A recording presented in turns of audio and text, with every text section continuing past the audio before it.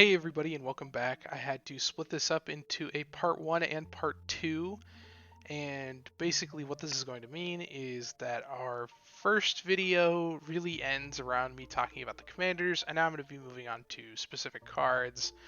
Really just to try and keep the thing under 20 minutes so it doesn't end up getting lengthy. However, the last one ran a little longer than I wanted it to. However, I feel I did get my point across. Anyway, I think it's important now that we move on to talking about things like the strengths and weaknesses of Red and its win cons and some of its best cards and why they're so good. So anyway, here it is. Without further ado, it is the part 2 of our love letter to the color red. Red, like white, is a color that, while paired together, oftentimes plays better together than apart. And the reason I bring all this up is because both white and red are fairly toolboxy, at least in the case of removal. Mono red is actually a very healthy toolbox of stuff, unless you're trying to lose to enchantments, in which case it is very good at losing to enchantment decks. It has very little interaction for them. So that's something to keep in mind. However, being a really good generalist means that it can do a lot of different plays. It has really good burst mana, or mana that's temporary. It's getting better because treasures are becoming more common among all colors, and as it does, red's staying power with creating mana is getting somewhat better.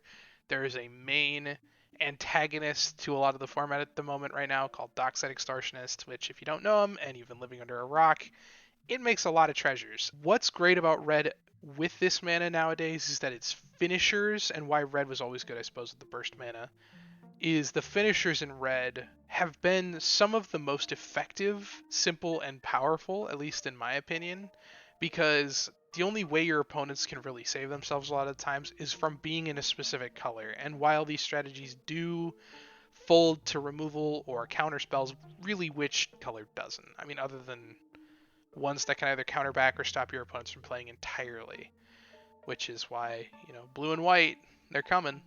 We'll talk about them. But what this has to do is the finishers in red are very honest, but they're also very quick. It's very A plus B equals C, and C is usually the death of your opponents.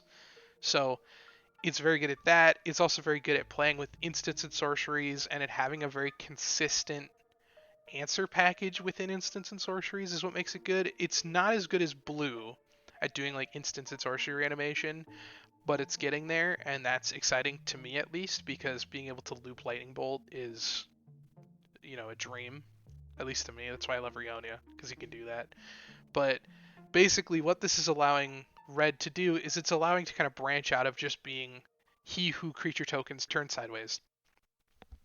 And it has some of the worst card advantage. I think maybe the worst card advantage nowadays. But it does have some of the best card selection, meaning you're not going up in cards, you're simply finding the best cards in your deck, kind of within the amount of cards you've drawn, I suppose. Because most of Red's effects are not just draw cards, it's draw then discard, or exile and get air quotes card advantage, and again, it's usually until end of turn or until the end of your next turn. And that's why I think red is so good at the moment, but also so bad, is because it can't just say, just get more, just do more, right? And that's why a lot of the commanders I like in red often pair with other colors, or can be with other colors that can really make up for its card advantage weakness, because card advantage is becoming more and more important as the game has been kind of creeping up in strength. So being able to card select is really good, and it's still really good because if you have a graveyard strategy in red, which we only really have one commander that I'm aware of that super cares about your graveyard, and that is Feldon of the Third Path. But basically, the more commanders we get for red, just mono red, the better it'll become as a color. And for now, it's in this kind of weakened state where it can almost do amazing things at all levels, but for now, it can't super keep up with like blue or white or black. Green, maybe, again, very good at making a lot of mana, not great at finishers, where red has what it needs. So anyway, red is great. Its weaknesses, however, are a little glaring as well. It is a color that is very soft to rule of law, which is starting to become more and more popular.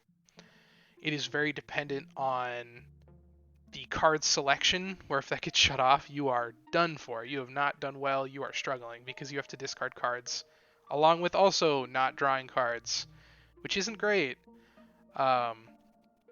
You're also very soft to removal. Like, individual pieces of removal can completely hamstring you, and that's never good. And the other problem with red too is it tends to be tempo reliant. And what I mean by that is it is very good once it's going and everything feels like a win more card, but once it's behind, it's very bad at like kind of clawing back into a game, barring basically being left alone while everyone else kind of does nothing. So just something to be aware of. And finally, red's biggest weakness, at least in my opinion, is its lack of super efficient cards. There are very few cards in red, barring I think about 7, maybe 6, that are extremely efficient at doing something, or they are the best at what you can do. And really, those come down to some of the air quotes best cards in red, regardless of what their power level is. They're just objectively very powerful cards, and they do very powerful things. So what the problem is with red is that it has a bunch of cards that just aren't as good as what you could be doing with something else, and that's really what makes red so weak right now. Is it's got the toolbox, it just doesn't have the efficient toolbox. After the strengths and weaknesses of red, we have our next topic, which is going to be the air quotes best cards in red. And what I mean by air quotes and best cards is these are some of the most efficient and powerful cards that red really has, that it itself can say, well, this is better than most things, if not all things, that any color can do for the specific thing. And we're going to start off with one that you may be surprised about. You may be expecting Dockside here. However, we are going to be talking about Dualcaster Mage. Dualcaster Mage is personally one of my favorite, if not my favorite red card, period. And what it does is it is a 3-drop. It's 1 red for a 2/2 human mage, I believe. And when it enters the battlefield, it copies an instant or sorcery on the stack. And it does also have flash, so you can copy things on the stack at all. Anyway, what this deck does, or I should say this card, is that it allows for several strategies around copying instants and sorceries. Particularly, there's one in mono red where you can make a copy of a creature, and if you copy the spell targeting Dualcaster before the original resolves, you can keep copying the original spell targeting your Dualcaster, making infinite hasty 2/2 human mages.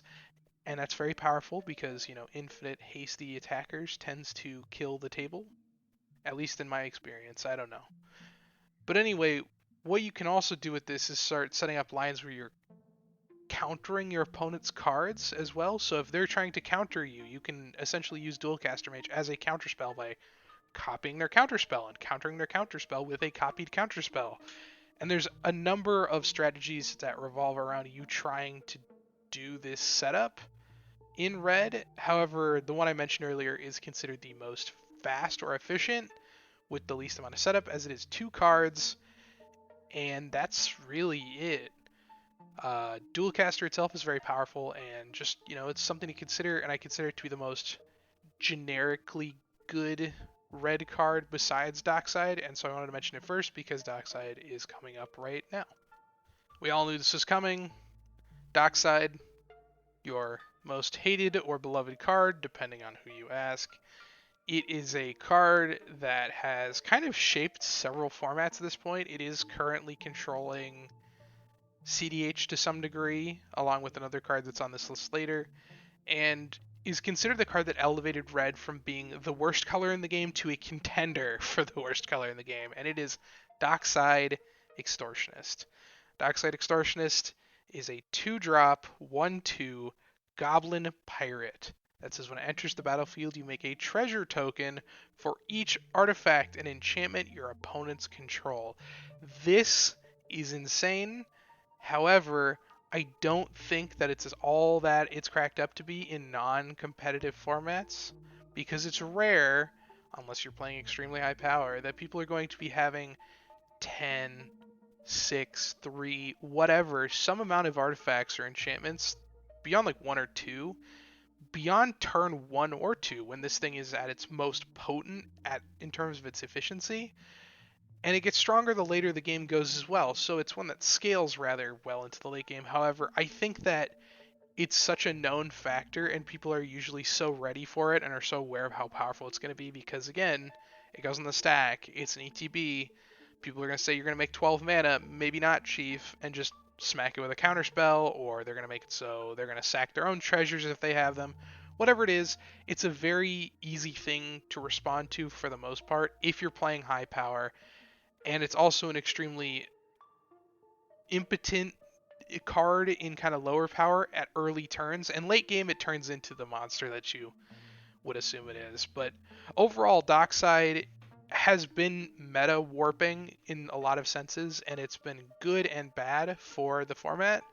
However, I think that it's important to note that this is definitely one of the best cards in red because of how much mana it makes and how much combo potential it gives you in red alone.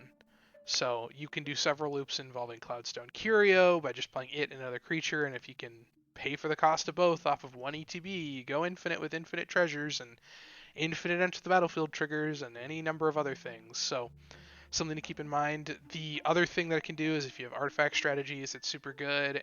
And it's just an overall really good card. You're making lots of permanents, you're making lots of artifacts, and you're making lots and lots of mana. So there you go. That's Dockside. It doesn't really need much more explanation than that, I don't think. Next up, we have a strange one, at least in my opinion. It is Imperial Recruiter.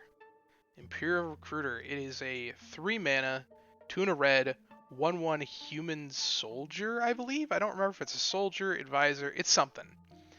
Anyway, it says go find a creature with 2 or less power and put it to your hand when it enters the battlefield. And I don't know if you've noticed this, but the last 2 incredibly powerful cards that red has are both creatures with 2 or less power. So what this can do is this is a tutor in red, which are, again, very rare. There's only like 3 or 4 in the game, if that are true tutors. And this one being an efficient creature tutor means that it has access to Dockside and Dualcaster Mage, or I should say. And so being able to say, well, I'm going to go grab one of these 2 is very important, and it makes this card more powerful only because of the other 2 powerful cards. Now the next one is Jeska's Will. This one is fairly simple. It's just really actually decent card advantage for red, and it makes, again, a bunch of burst mana. So it's a very classical red card, at least in my opinion, and what it does is it makes red equal to the amount of cards in an opponent's hand, or it has you exile the top 3 cards and you can play them this turn. And if you have your commander, you do both, and that's just efficient, fast, and powerful, and it allows you to either get looped with instant and sorcery recursion or whatever. It allows you to dig deep and play the things you find if you have nothing else to do. It's just a really great card. The last one we're going to be briefly mentioning today is Underworld Breach, and Underworld Breach is very, very good because it serves the purpose of being able to allow red to play out of its graveyard fairly consistently. However, I'm only mentioning this one more in passing because the thing that it's most used with is with blue, and another card called Brain Freeze, that's the blue, and another card called Lion's Eye Diamond. And neither of those things, beyond being outside of like competitive power or maybe fringe high, will see a lot of play. And so I'm just going to mention this in passing. It's a very good card. It gives everything in your graveyard escape for its mana cost and the cost of 3 other cards in your graveyard. So you can only imagine some of the shenanigans you can do. This video is getting a little long, but as an aside, I wanted to briefly mention a couple of win conditions that red has access to, or I should say its true win cons. And the first one we're going to talk about is trigger damage. This would be ETB, deal damage onto the battlefield like Purphoros, or non-creature spell / instant or sorcery like Gutter Snipe. All of these things allow you to deal damage to your opponents and put their life total to 0 from doing something your deck already wanted to do. The other one is infinite combats. A great example of this is Aggravated Assault, where if you're able to generate enough mana off a combat to reactivate it, you take another combat, hence killing your opponents with infinite of those, because that works. Finally, you have infinite creatures, where you'll have infinite hasty attackers. We talked about this with Dualcaster Mage. And there's another one that isn't as powerful. It's more easy to disrupt, I suppose, but it is Storm, because you have access to a card called Grapeshot, and Grapeshot allows you to kill people with Storm. So yeah, just mentioning that as we leave red and our little PS heart on our little love letter to Red here. Anyway, thank you guys so much. I will see you in the next video.